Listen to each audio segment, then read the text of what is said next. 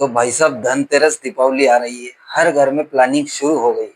कितना तोला सोना लेना है, कहाँ से लेना है।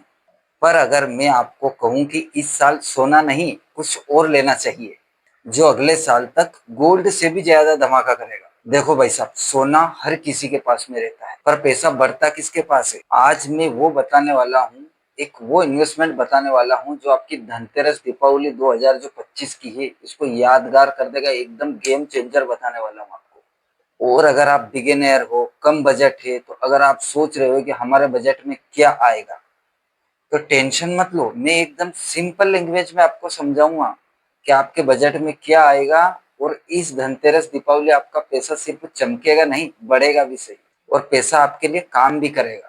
एंड तक वीडियो देखना, आप खुद समझ जाओगे किसमें पैसा लगाना ज्यादा सही रहेगा और वो गोल्ड से भी ज्यादा बेटर क्यों है, ये आपको समझ में आ जाएगा। देखो सर, गोल्ड लेना हमारे कल्चर का एक पार्ट है, एक परंपरा है।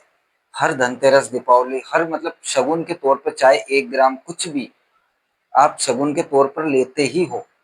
लेकिन साहब फ्यूचर की रेस में सिल्वर और ईटीएफ दोनों गोल्ड को पछाड़ रहे हैं, आगे निकल रहे हैं। सिल्वर का यूज ज्वेलरी से लेकर आपका EV batteries, solar panel, mobile और ईवी जो इलेक्ट्रॉनिक कार्स आ रही है उनके अंदर चांदी लग रही है। मतलब हर जगह चांदी का इस्तेमाल ज्यादा हो रहा है और सप्लाई बहुत कम है, डिमांड बहुत ज्यादा है।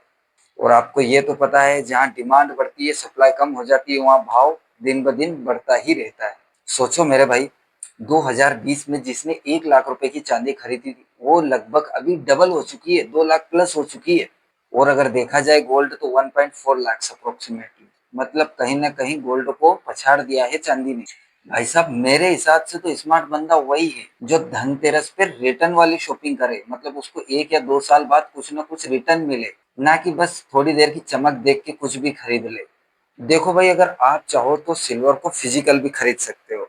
जैसे हाथ का कड़ा हो गया है, हाथ की ब्रेसलेट हो गई है, चेन हो गई है, या फिर एक कोई सिक्का हो गया, अंगूठी हो गई। आप चांदी में ये भी खरीद सकते हो। अगर ये भी नहीं खरीदना चाहते तो आप ऑनलाइन सिल्वर ईटीएफ भी ले सकते हो। सीधा सा है, आपके मोबाइल से ही हो जाएगा सारा काम। ना स्टोरेज की झंझट, कोई रखने वखने का कोई टेंशन ही नहीं, आपके मोबाइल से ही सारा काम होगा। दिन ब दिन आपका पैसा ग्रो करेगा ईटीएफ के जरिए, सिल्वर ईटीएफ। पर भाई साहब अगर मैं आपसे सिर्फ चांदी चांदी की बात कर रहा हूँ, सिल्वर सिल्वर की, तो सिर्फ यही मत करना कि अगर आपके पास 100 रुपए है तो पूरी 100 रुपए की आपने चांदी ले ली। देखो असली गेम होता है आप पैसों को तोड़ के इन्वेस्ट करो। मेरा कहने का मतलब है, अगर आपके पास 100 रुपए है तो आप 30 रुपए की चांदी ले लो, 30 रुपए का गोल्ड ले लो, 30 रुपए आप म्यूचुअल फंड में इन्वेस्ट कर लो और 10 रुपए आप एक इमरजेंसी फंड में डाल दो। हो गया ना 100 रुपए का पूरा एकदम बैलेंस। क्या है कि गोल्ड भी बढ़ेगा, वहां से भी आपको प्रॉफिट मिलेगा, सिल्वर बढ़ेगा, वहां से भी आपको प्रॉफिट मिलेगा, म्यूचुअल फंड में इन्वेस्ट करते हो आप लॉन्ग टाइम के लिए तो वहां से भी आपको पक्का पैसा बढ़ेगा। और इमरजेंसी फंड एक अपना बैलेंस है कि यार कुछ इमरजेंसी हो तो उसके लिए मैंने एक डेडिकेट वीडियो बना दिया है, आप चेकआउट कर सकते हो मेरे चैनल पर। आप सोच रहे होंगे कि मैं ये चीजें आज ही क्यों बता रहा हूँ, ये धनतेरस दीपावली के उपलक्ष्य में ही क्यों बता रहा हूँ। भाई साहब मेरा कहने का मतलब तो यही है कि धनतेरस का मतलब कुछ खरीदना ही नहीं होता है, सोच बदलने का दिन होता है। स्मार्ट इन्वेस्ट कर सकते हो आप अभी तक जो फटाके फोड़ रहे थे 2-3 हजार रुपए के, वही 2-3 हजार रुपए आप चांदी सोने में डाल दो, तो इन्वेस्ट हो गया ना। फटाके तो क्या है, थोड़ी देर की खुशी आप जला के राख कर दोगे, लेकिन यही पैसा अगर आपने इन्वेस्टमेंट करने के लिए डाल दिया तो बढ़ेगा ना और आपको फाइनेंशियल फ्रीडम की तरफ ले जाएगा। तो दीपावली, धनतेरस सिर्फ कुछ खरीदारी के लिए नहीं है, ये सोच बदलने का भी एक अपना दिन होता है। अब मैं सिर्फ यही कहना चाहता हूँ कि मेरा कहने का मतलब बिल्कुल ये नहीं है कि सोना लेना गलत है, सोना उसकी जगह राजा है। लेकिन आप आपके पोर्टफोलियो में थोड़ा सा सिल्वर ऐड करो, थोड़ा सा सिल्वर ईटीएफ ऐड करो, कुछ म्यूचुअल फंड में आप पैसा इन्वेस्ट करो।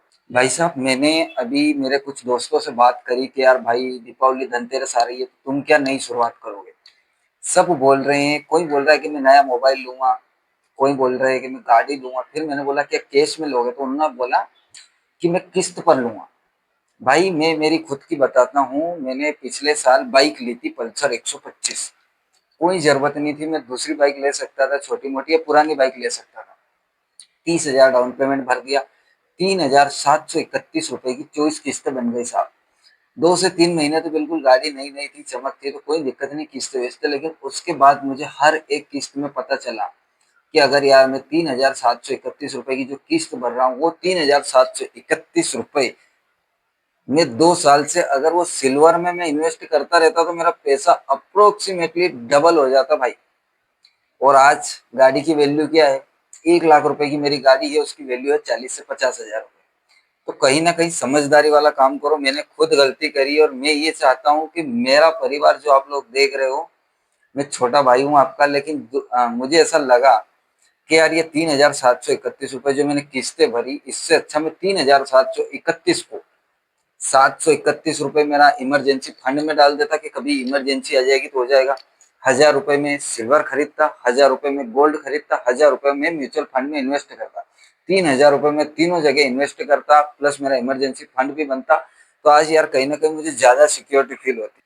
तो मैं बस आपसे यही कहना चाहता हूँ कि अगर आप कुछ ऐसा किस्तों पर सामान लेने जा रहे हो तो प्लीज अवॉइड करो। एक छोटे भाई की सलाह मानकर, मैं आपका कोई टीचर नहीं हूँ, एक आप बीती बता रहा हूँ बस, और कुछ नहीं। आप आपके पोर्टफोलियो में थोड़ा सा कुछ ना कुछ इन्वेस्ट करना सीख जाओ मेरे भाई, भले 1,000 रुपए महीने का।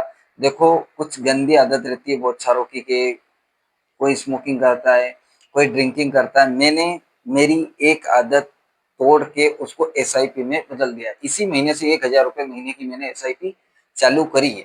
एसआईपी क्या होता है, म्यूचुअल फंड क्या होता है, अगर आपको समझना हो तो मुझे प्लीज कमेंट कर देना। मैं एक डेडिकेटेड आपके लिए वीडियो बना दूंगा बिल्कुल सिंपल भाषा में। अगर वीडियो पसंद आया हो तो लाइक करना, चैनल पे नए हो तो सब्सक्राइब करना। आपके छोटे भाई को प्लीज यार सपोर्ट करो, क्योंकि आप मुझे सपोर्ट करोगे तो मुझे अच्छा लगेगा, मैं और अच्छे से वीडियो बनाऊंगा। अभी क्या, मैं शुरुआती टाइम में जैसा मुझसे आ रहा है टूटा फूटा जो भी है वो आपके सामने रख रहा हूँ। कुछ भी गलती हो तो आपका छोटा भाई समझकर मुझे माफ कर देना। थैंक यू सो मच, मिलते हैं अगले किसी वीडियो में।